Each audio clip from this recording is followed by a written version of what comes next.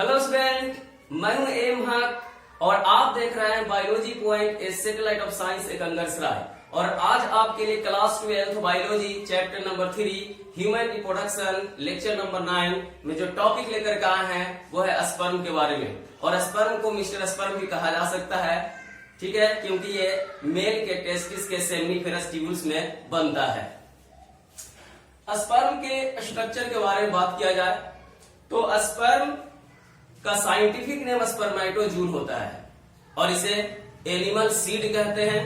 Microscopic होता है, tadpole shaped में होता है, इलोंगेटेड होता है और इसे मेल गैमिट कहेंगे क्योंकि इसमें ये फीमेल गैमिट ओवम को फर्टिलाइज करता है।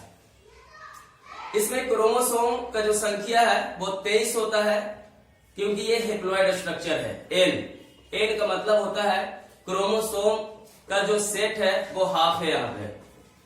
और इसका स्ट्रक्चर देखा जाए स्पर्म का तो इसका जो पूरा बॉडी है वो सिंगल सेल्ड है और ये 4 भाग में बटा होता है, हेड, नेक, मिडिल पीस और टेल में, और टेल के लास्ट में एंड पीस होता है। तो इसका सभी भाग का जो है हम लोग स्टडी यहाँ पे करते हैं। A plasma membrane envelops covered whole body of sperm.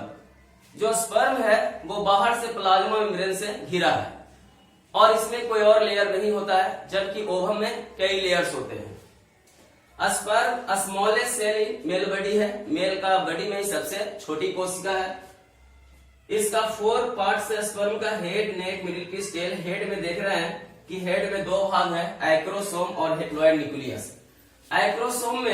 Acrosome जो होता है वो कैप लाइक स्ट्रक्चर में होता है और उसमें हाइड्रोलाइटिक एंजाइम्स मौजूद होते हैं और ये हाइड्रोलाइटिक एंजाइम्स जो होता है वो हाइलुरोनिडेज और यहाँ पे जोनालाइसिन और कोरोना पेनिट्रेटिंग एंजाइम्स होता है जो ओवम के मेम्ब्रेन को ब्रेक करता है फर्टिलाइजेशन के दौरान।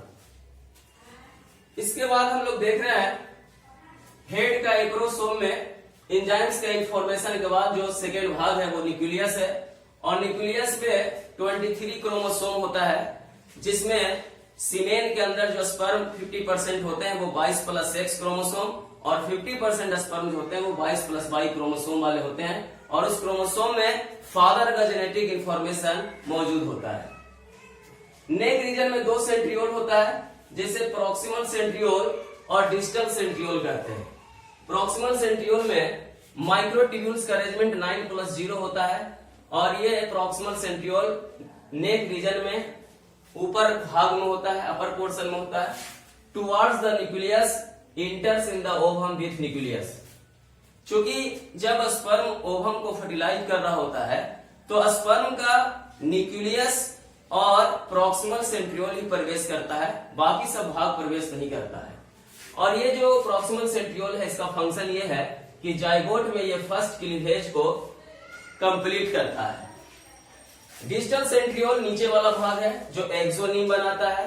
और एक चीज और है कि इसमें जो 9+0 माइक्रोट्यूब्यूल्स का अरेंजमेंट है तो उसमें पेरीफेरी में जो माइक्रोट्यूब्यूल्स होते हैं वो 3-3 की संख्या में होते हैं जिसको हम लोग ट्रिपलेट बोलते हैं, जबकि सेंटर में यहाँ माइक्रोट्यूब्यूल्स नहीं होता है।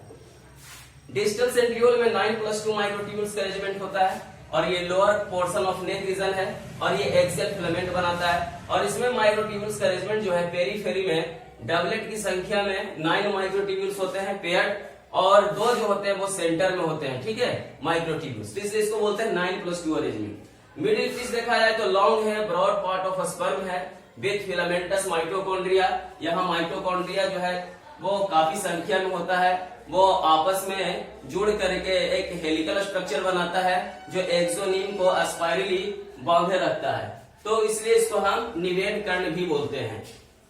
और ये माइटोकॉन्ड्रिया जो है वो स्पर्म को एनर्जी प्रोवाइड करता है ताकि वो स्विम कर सके, ठीक है। और इसके मिडिल पीस के एंड वाले भाग में एक रिंग सेंट्रियोल है जिसे एनुलस भी कहते हैं और इसका फंक्शन अननोन है।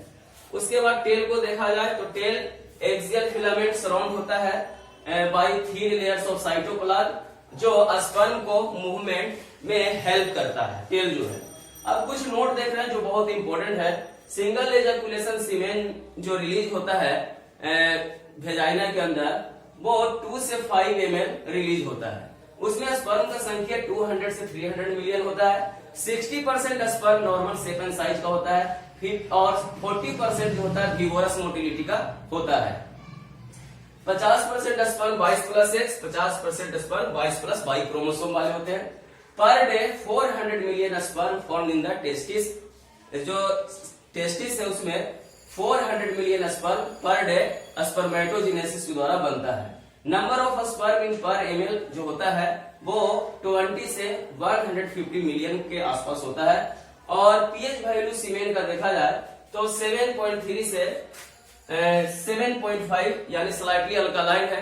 7.3 या 7.2 से 8 तक भी उसको WHO के थ्रू मेंशन करते हैं। स्पीड ऑफ स्पर्म अगर जेनाइटल ट्रैक्ट के अंदर देखा जाए स्पर्म का स्पीड तो वो 3 मिलीमीटर पर मिनट होता है।